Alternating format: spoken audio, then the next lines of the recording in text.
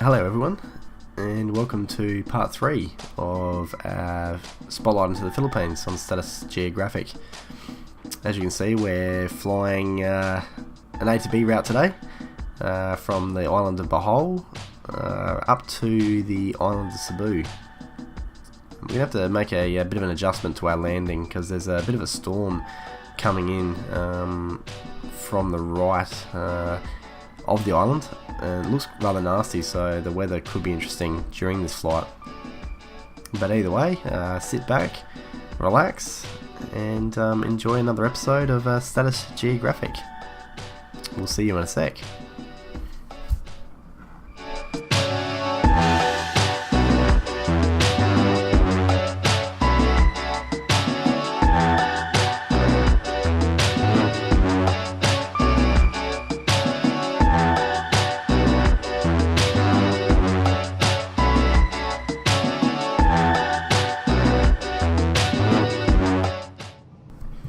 Okay, so we're taking off from Tagbilaran.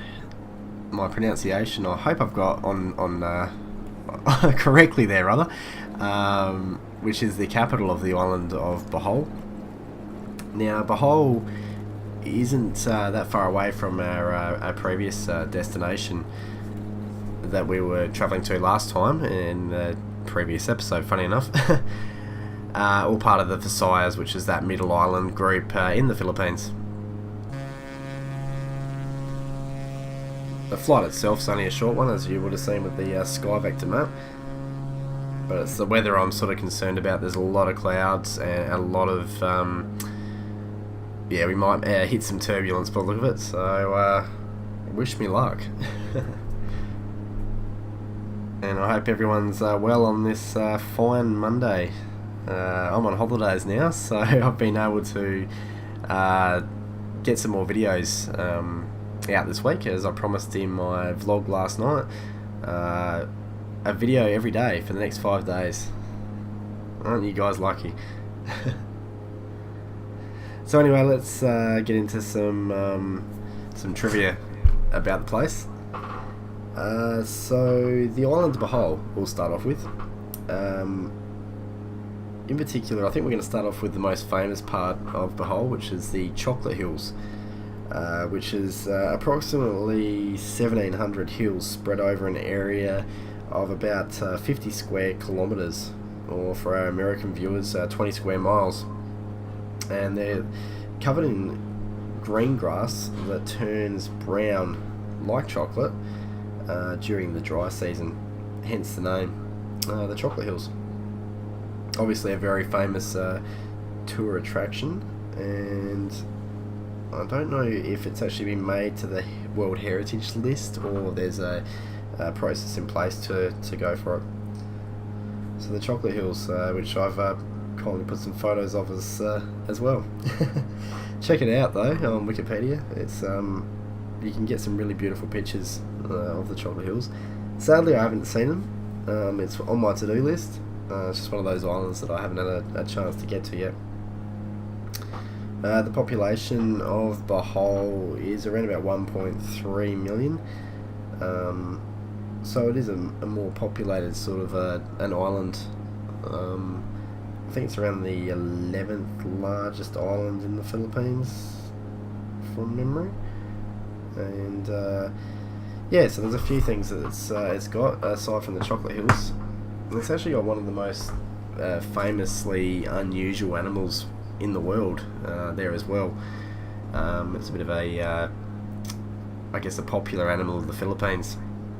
Now, my wife taught me the pronunciation of this about 3 hours ago. Bound to get it wrong. I believe it's the Tarsier.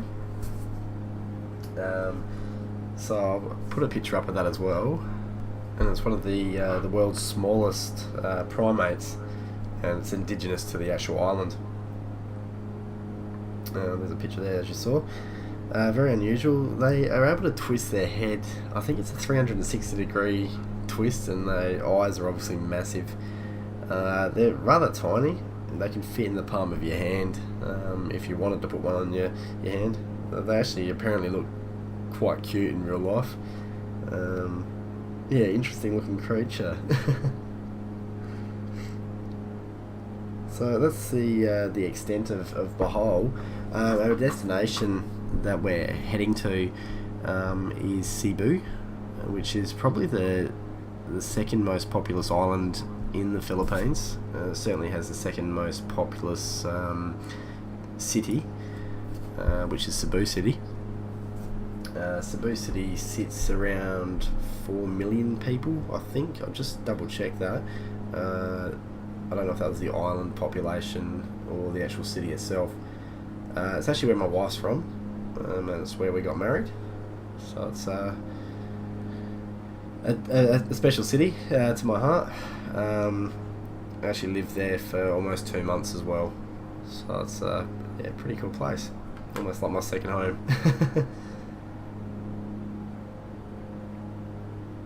As you can see, we're getting some pretty nasty head weather. We're getting some pretty nasty. Wow, I've completely stuffed that one up. We're getting some nasty weather ahead. That's where I was going for. So we're going to climb a bit higher up. I'm going to try and avoid it.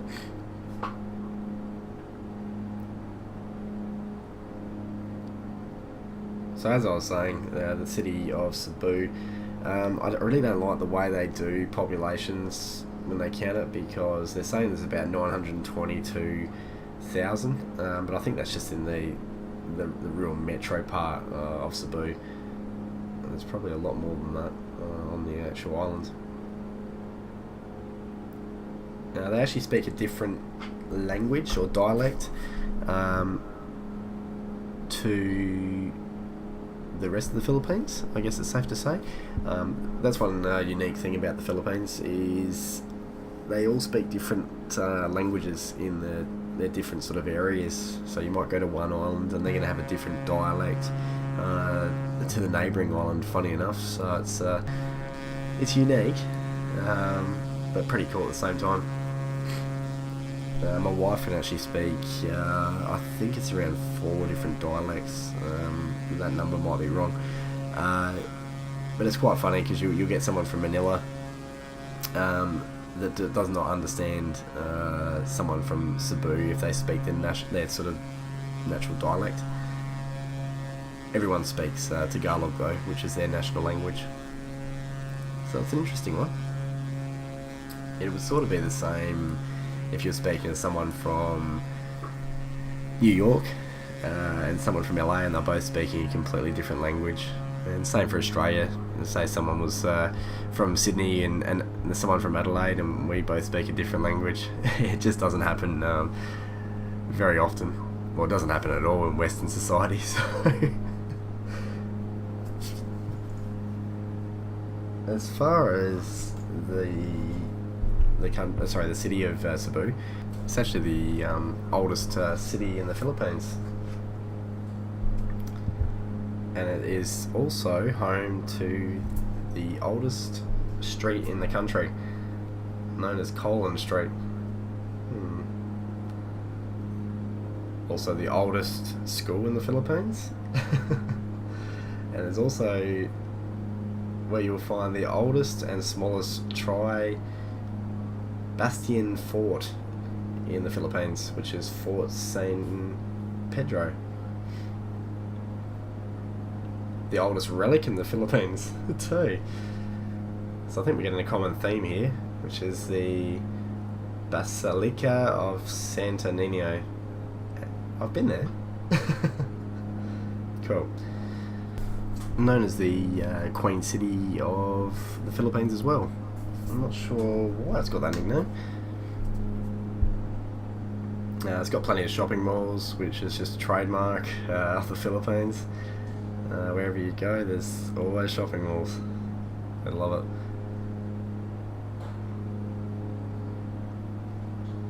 it. Plenty of expats from America, Australia, Germany, lots of places. So it's it's a nice city. It's a nice size. As I was saying in the first episode about Manila being overwhelming, Cebu City is a welcome relief. It's sort of just that right size. So it's a big enough city for there to be a real atmosphere, but it's not sort of overwhelming like Manila is. And the pollution is not nowhere near as bad either. You still got that bit of pollution like any sort of big city, but it's certainly not there like Manila. There's a bit of a rivalry between Manila people and well, I don't know if they say Manilians. I'm not sure what their nickname is, but you've got the Cebuanas, which are the people from Cebu. And there's a real rivalry there, I guess similar to in Australia. There's a real rivalry between I guess Queensland and New South Wales, which are states. New South Wales and Victoria. There's a real rivalry between the Sydney and Melbourne cities. I know that. When it comes to sport, I know Melbourne and my hometown Adelaide also have a real rivalry too. So I guess every city has its rivalries, if I could talk. But yeah, it's funny with the Manila and the Cebu people. They don't know what it is. It's quite funny, and I've seen it firsthand too. So yeah. So the island of Cebu. Aside from Cebu City, unfortunately, I don't know a lot about it. It's quite a long island and narrow. But yeah, aside from that, I'm not too sure about what else there is sort of to do on the island. There's plenty of nice beaches, but that's again trademark Philippines. Just looking at that weather, she don't look nice. So I think I'll have to go with my plan, which was to do a bit of a go around. It's sort of coming in, and it's quite funny. When I loaded up Active Sky this morning, and I saw the weather, I thought, geez. So I texted my dad, who's actually in Dumaguete, as I mentioned in the previous episode, which is where we landed, and he said that it is, yeah, it's pretty nasty there at the moment, so not good. So there's a nice view. There's a potential thumbnail right there.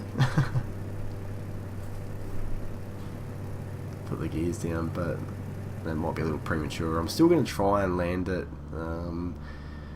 straight in, but just looking at the clouds, that visibility might be a bit difficult for me. I'm not certainly not an A-grade flight simulation pilot, so yeah, when I see cloud cover like this, I get a bit nervous. Oh, that's even worse.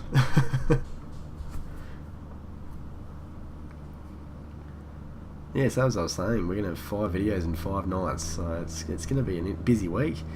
And as I mentioned briefly yesterday in the vlog, I'm really not feeling well at the moment. I believe I've got some sort of a sinus infection, so it's really knocking me around. So if I sound a bit, I guess, out of it today, I do apologise. But I'm committed to keeping my promise of the 5 videos in 5 days. That's going to get through the cover there. There's still a lot of cloud on the right there, which is what I suspected. Just turn the autopilot off. I had it just sitting on a nice heading. And I've landed at this airport many a time in Mactan. Lovely place. On Mactan Island there's actually a casino which is right next door to the airport, and I have stayed there. It is so different for a Westerner. Not, I guess, to go to a casino in a country where the exchange rate is quite, I guess, generous for an Australian or an American, or I guess even a British, because you can get a lot with your money over there, and that includes going to casino. I'm not really a big gambler. It's one of those things I just don't do. But I sort of made an exception to the rule when I went to the casino. I'll put down maybe, I think, $20 Australian on the roulette table, and I think I won about, I think, 60 in the end. and I get excited if I win $5 on anything. But yeah, it was interesting. It was certainly interesting. You sort of just felt like you weren't putting a lot of money down, but you were earning it or getting a lot back because of it. I didn't mention in the first 2 episodes, but they've also got an absolutely, for any of you guys out there that love a beer, they've actually got some beautiful beer, but also spirits too. I'm not really a spirit drinker, but once again I'll make an exception to the rule with their local product. Their beer is known as San Miguel, one of many beers that they've got over there. I think they're very, very popular export is also Red Horse, which is a more stronger beer. But the San Miguel and the San Miguel Light, which isn't really a light beer in Australian percentage, it's actually 5% still. Very, very nice drops. I think you can get them in Australia. They're hard to find, the San Miguel, but I have been lucky. I haven't seen any of the San Mig Lights. As far as their spirits, they make a rum which is called Tanduay. That's Tanduay.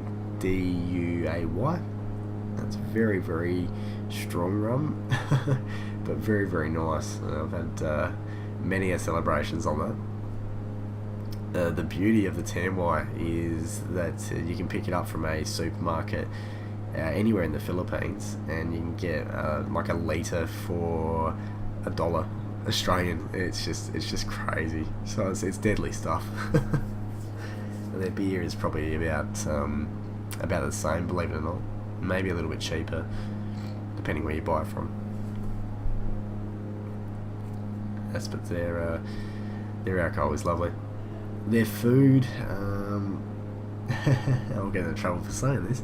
I'm not really I'm a pretty fussy eater, so they eat a lot of pork in the Philippines, a lot of chicken, and a lot of rice. And there's my co-star in the background there, my dear daughter. She'll be on the vlog soon, I can promise you. I don't think I have a choice in the matter.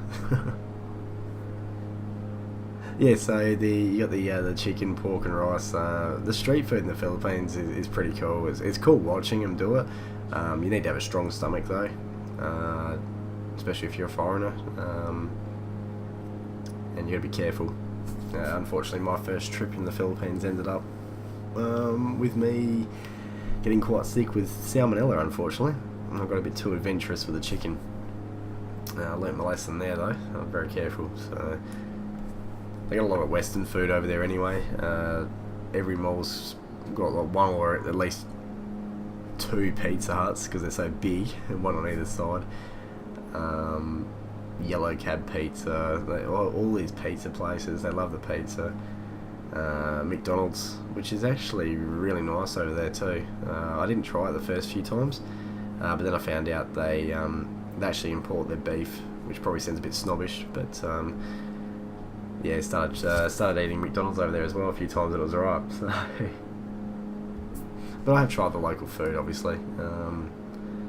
Some of them are a bit interesting. They're local delicacies. I think my wife and her family tricked me into, I think it was goat. I think I was eating goat once, but the thing is, they didn't tell me it was goat. Told me it was a steak. And I was young and pretty stupid at the time, so ignorant rather. They told me afterwards when they were all smiling that it was goat. So, but obviously I like goat. But I think they also have, like, they got pig's blood, which is like a soup, and different foods like that. They're really out there. But really out there would be one of their more famous delicacies, which is known as Balut. I'm not going to put a picture of that up on the screen. Basically, it's an egg, and it's got a chicken embryo inside of it, and they do eat the whole lot. I remember taking a small, like a small BMX with a sidecar on it once with this kid that was eating it. And I sort of asked him, like, how could you possibly eat that? And he goes, oh, it's sort of like what you guys drink, Red Bull. It's like an energy drink. So interesting.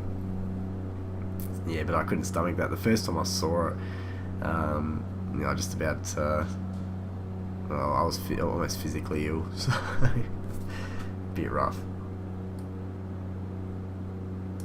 So we've had to do the go round, as you can see. So I'm going to be coming in from the northern end. As you all know, I'm pretty ignorant with runway numbers and everything, so I should have found that out, considering I'm using Sky Vector a bit more now. But that's about right from what my dad was saying. There was coming in from the east of Cebu this morning, a storm which was going to hit Dermageddon a bit later on. So spot on, as active Sky should be. So I was going back to the island of Mactan. Has that nice sort of casino, which has got a resort as well. I think there's a number of hotels on that particular island, which is handy. The morning of, when we had an early flight, I stayed at the casino, and pretty much they got a door that you just walk across this road and you're at the airport. I mean, on its doorstep. So it was quite handy. Saves that traffic. Traffic in Cebu's not as bad as Manila. I don't think anything can be as bad as Manila's traffic, but it's still very hustle and bustle, especially around this time of year.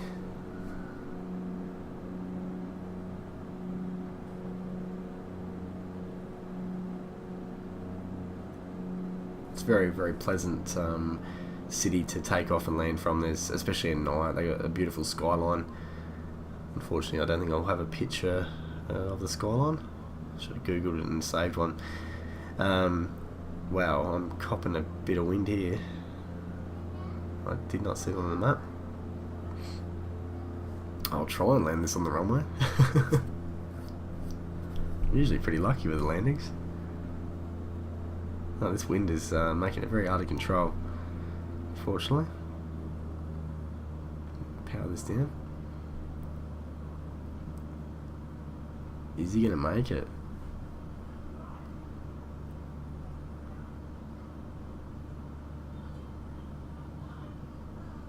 He's recovered well. And by he, I mean me. I shouldn't do that, speaking third person. Well, there we go. We've landed and we're in Cebu City. Well, sort of, on the island just next to it. It's connected by a causeway. I should have probably mentioned that. Just a nice big bridge. But here we are. So this is our second to last video for the Philippines before we move on to do a spotlight on a different country. We're going to head down to the final island that we haven't really looked at yet, which is Mindanao, which we'll do a bit of a chat about. I haven't decided where in Mindanao I'll fly yet, but let me worry about that. But yeah, thank you for watching, and apologies if I sounded a bit out of it today. Yeah, really not feeling well, but didn't want to let you guys down. Take care, and we'll see you tomorrow night. We've got a Cops episode coming out. See you then.